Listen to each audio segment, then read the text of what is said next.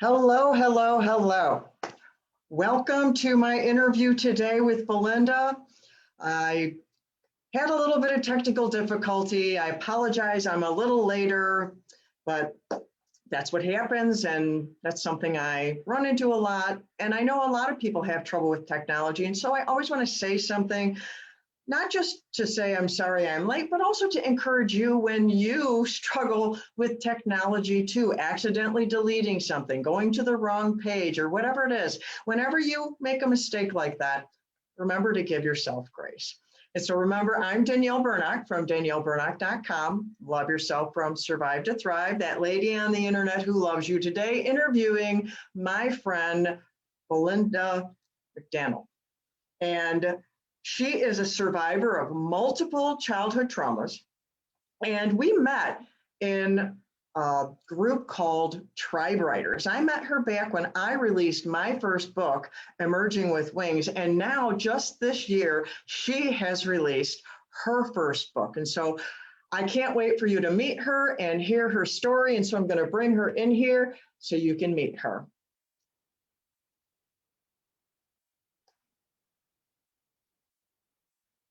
Hello, Belinda. Thank you so much for joining me today here live on Facebook and later on all my other social medias and my podcast, Victorious Souls. Thank you so much for joining me today.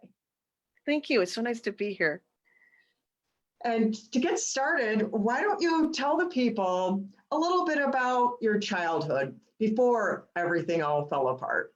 I had a relatively average childhood.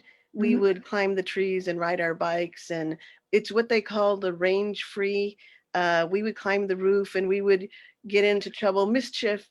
We were very curious and just a healthy kind of childhood with me and my sisters. Oh, wonderful. How many sisters do you have?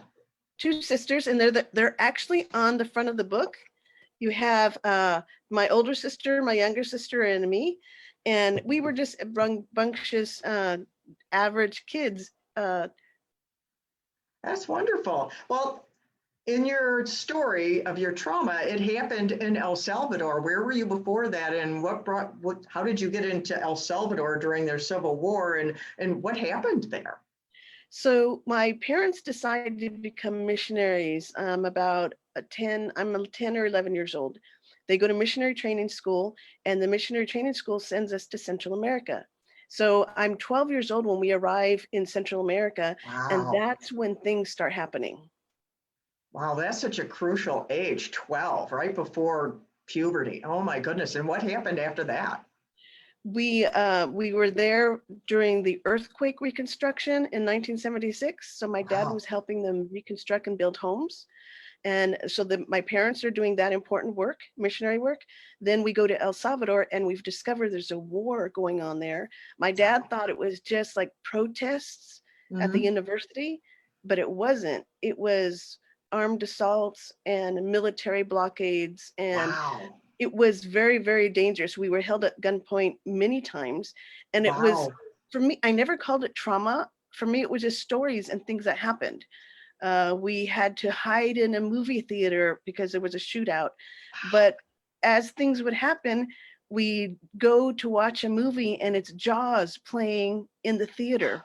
So my family and I, we're laughing. Jaws? And You're watching Jaws. while you're We trying to didn't escape know trauma. anything about Jaws. But so here we are, one moment afraid of gunfire, and next moment we're afraid of sharks, and we're laughing through it. Wow. So it was from that moment on, there was almost every week some kind of violent incident, and towards the end, it actually got personal. They actually threatened to kidnap us. We don't have money. We're missionaries, but terrorists don't know that. And so that was a very involved story. And it wasn't just one trauma, it was repeated trauma, which is why I have that one chapter called Devastation in Rapid Succession, because you get one trauma, barely have a chance to recover from that. And then you get hit by another and another and another. And And people that's what my sometimes think that when you go through a trauma, then you should be stronger for the next one, but that's the opposite, right? barely have a chance to recover. And so my book is a lot about the strength that I found in myself and in my family to help me endure those years. And I feel like that's an important story to share, because Yeah, when we're going through tough times, we love to listen to other stories that help strengthen us with this, wow, if they can do it, I can do it too. yeah, yeah. Well, you mentioned were you actually kidnapped or threatened with being kidnapped? Why did they want to do that? It's interesting. I had an argument with my therapist because she said to me, it's in the book, remember that time when you were kidnapped? And I respond with, I wasn't kidnapped. I was held against my will. There's a difference between being kidnapped and being held against your will. And I argued with her about it being held against our will. Okay, so it was a group of soldiers who held us on the side of the road. There's like 15, 20 soldiers, they're armed. They make us get out of the car and they hold us at gunpoint. And we're just there for like, it doesn't even last very long. They're searching our car, they're frisking my dad and treating him like he's a criminal, like the police officer that throws the suspect against the wall. Yeah. And so it was for very, very scary for that moment. So technically, in my mind, I was not kidnapped, but I was Mhm. held against my will from Wow. soldiers. Wow. Wow. Yeah, the devastation in rapid succession. I like how you put that. I know going through the healing of my trauma, I learned that, especially with children, they think that one trauma that should prepare you with resilience for the next, but it actually doesn't. As a child, it it multiplies it. It makes it worse. It like multiplies it by exponential each time. So your succession, devastation, rapid succession, that's like an exponent and an exponent and an exponent in your life. And then such strength you must have had in your family to be able to have been so strong through those things and to go, no, it wasn't this, it was this. I mean, even so, you had fallout from that. How did that trauma affect you in your life and when, and then how did you cope with that? Well, the trauma was with me in the form of PTSD. I'm sitting in my college course on abnormal psychology, and they list these are the descriptions of PTSD, and I have all of them. So I Wow. sort of self-diagnosed. I had recurring nightmares for 10 years, not every night, but just recurring whenever something would trigger. And then if I ever talked about the stories, I would start shaking. I would either physically shake or I would go completely numb with no emotion. It was the only way I could handle it. And so I got depressed in my early 40s. I, at that point, decided to go to therapy, and I had done a lot of inner work, conferences, books, inner healing prayer sessions, prayer counselors. But there was a time I needed professional counseling. So I went for 4 years.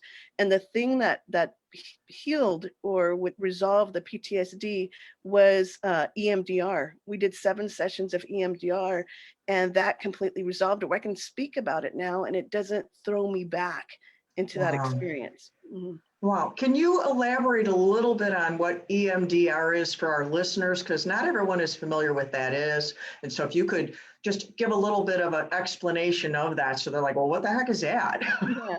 EMDR, I was fortunate to go to a counseling place in Fresno that's specifically designed for pastors and missionaries, and people come from all over the world. And so the counselors there used something called eye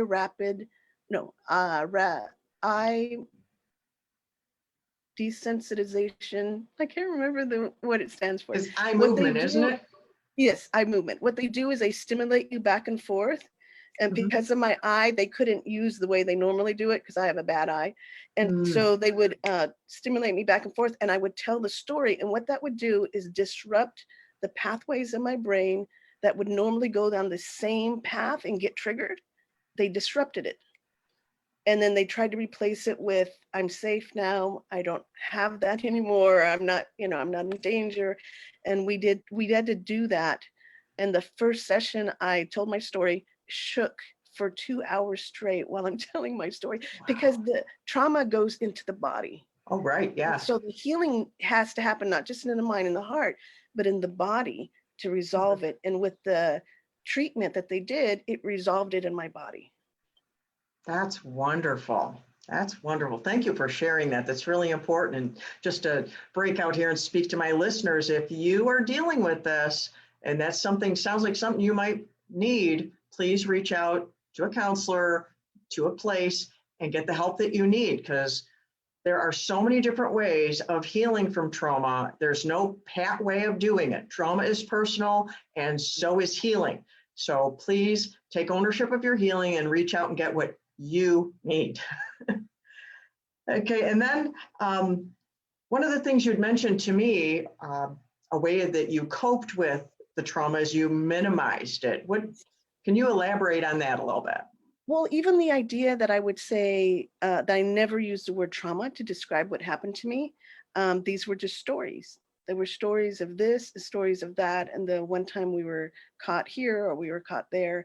And so I made it more easy to accept and see. The part of it is it's painful to face the reality of the pain. Right. And sometimes we minimize it because the pain is so much. And I wanted to be the kind of person that not only had dealt with my own pain, I had gone into my pain, got healing from it enough so that I could sit with somebody else in their pain and Mm-hmm. just be there with them. And I've done that Yeah. many times as a pastor. I've done that many times. And it has to do with me getting healing from my own experience, and that meant I couldn't minimize anymore. Dr. Henry Cloud says that people tend to minimize, deny, or ignore. Right. Well, my experience is I couldn't ignore them; they were overwhelming. But I tried to minimize and deny them. So in order to get healing, it's sort of the opposite of that, where you have to acknowledge, you Mm-hmm. have to experience what you're experiencing, and then you have to learn to bear it. I have Yeah, to that carry is this heavy thing. Mm. that is so important. That's one of the things that it's a big mission of mine to bring that out into the light, because people they minimize it. And I can see it sounds like it was actually a good thing for a season for you to do that, especially as a child. But there comes a time, if you want to be healed of it, it has to be made all that it is. It can't be minimized like a picture on your TV, your laptop. If Yeah. you minimize it, you need to maximize it. You need to maximize it and make it the fullness of what it is, and own the truth of that word trauma, no matter how small. Sometimes we minimize it because we think it's not a big deal. And Right. people in their everyday lives, not everyone gets held at gunpoint.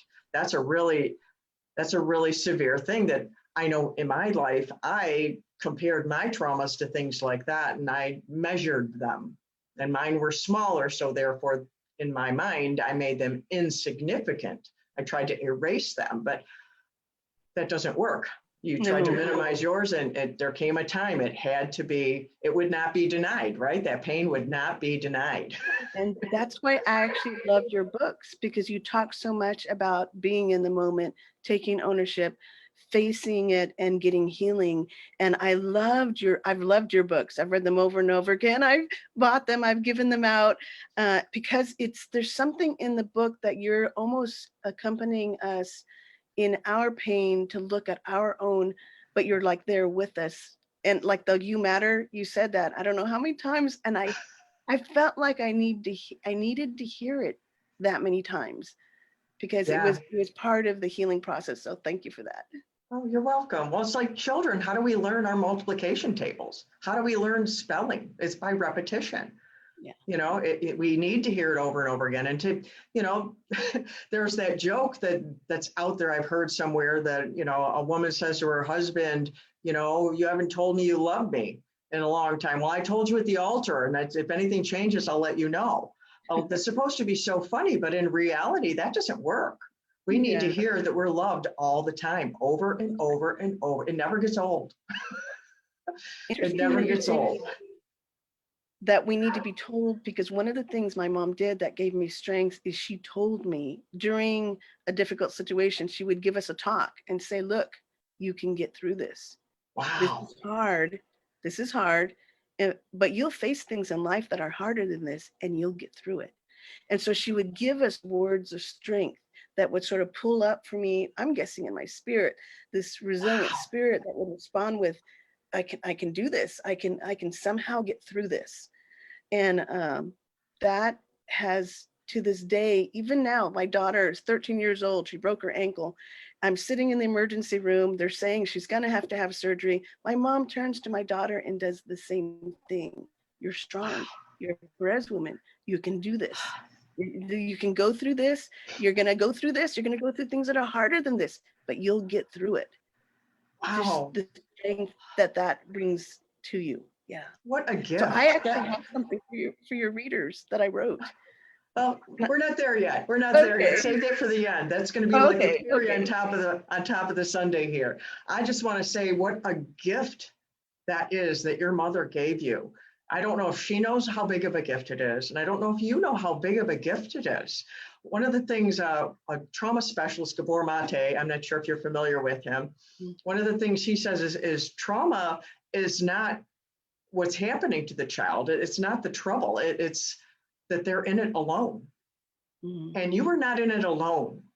Your mom was there with you with strength, words of strength. That's not something I had. And anyone who's grown up with parents that couldn't do that, wouldn't do that, whatever, we're not here to judge the parents. It's to see what happened to you and deal with that. You know, you lacked that, so you were alone in that. So she gave you that magnificent strength by giving you those words. That's amazing. For her to say, you'll go through harder things than being held at gunpoint. Oh my goodness. But still, she instilled that in you. Oh, I could weep with just the gratitude for your mother. I want to say thank you to your mother for doing that, and for doing that with your daughter also. That's amazing. So I want you to share a little bit about your book, the title of your book, and you have a term that you wanted to share that I really love that term. I'd never heard of it before, and I think it's really important for you to bring it up, is for you to show your book and the title of your book, and then share about that term, American exceptionalism. Exceptionalism. Okay. So this is my book, Magnificent Strength of Heart. So when my mom's giving those kind of words of strength, that's strength of heart. It's grit. It's I can do this. Magnificent strength of heart is when you add to that strength of heart spiritual strength. Wow. The resilient spirit inside you, giving you strength coming out from you. And that's what the book is about. And I talk about American exceptionalism because as Americans, we expect things to go really well. We're going to start a business, it's going to be good. And it's sort of thinking seeps into the church with, we're going to go from like victory to victory in our Christian walk. And that's not how it happens. What happens when you're in the valley or under the valley? And what happens when you're there for a long time? How do you get through that? We need something to help us get through that. And that's what this book is about. It's an honest reflection of the pain. At the same time, God's there with me. It's two things at the same time. It's the pain and the strength. Wow, and that reminds me of at the same time. Yeah, that reminds me, there's a new song out by Jordan St. Cyr called Fires. I don't know if you have seen it. I'll throw this out there. Google this on YouTube. The video will leave you like breathless, but it's like that, about the strength to go through. It's just, my listeners, Google that on YouTube, find that, Jordan St. Cyr, Fires, the strength to go through. So now please share where people can find you, Belinda. Thank you so much for sharing this. It's just, people need that strength, that magnificent strength. I like how you said that. And yeah, people in America and in the church do tend to think, or they preach it. Maybe they're trying to be so positive all the time that, sometimes we can just, to a fault. We have trouble. The Bible says that God is not just the God of the mountain, he's the God of the valley. Yeah. So we go through, mountains and valleys, like that meme, my plan, it's the straight line to the flag, when reality is a completely different thing. Yeah, really. So where can people find you, and then share that thing that you wrote for my listeners? So they can find me on Facebook. Belinda McDaniel is a Belinda blogger. You can find me on the internet, belindamcdaniel.com, and on a YouTube channel that I've just started where I'm starting to tell my stories, Oh, just little wonderful. bits and pieces of stories. So what I wrote for your readers is words of strength. And this is the context. I'm thinking in terms of, we just went through a really, really hard year. Oh, we All of did. Okay, so this is what I've written for your readers with that in mind. Let me share with you words of strength, not trite words that ignore the pain, not fluffy words that promise paradise and deny a dark valley ahead, not soft words that mimic what really this moment is, that really this moment is so hard. Let me speak to you words of strength, truthful words that acknowledge the depths and the heights of life, honest words that speak to your inner strength and your power to endure, heavy words that express we've never been here before, and full of this change and disappointment. Let me speak to you words of strength. You are stronger than you think. You will get through this and much more. You have unlimited source of strength to help you through many, many unknowns. It's my mother's words rewritten to everybody today. Wow, thank you so much. That was wonderful. That's like instilling a warrior mindset into their heart. Like, you could. I Yes. have Braveheart going, Yeah. freedom, kind of thing. Yeah. Thank you so much for joining us today, Belinda. Thank you, And I'll be Diane. talking to you in just a few minutes, okay? Okay. If I can find my buttons here.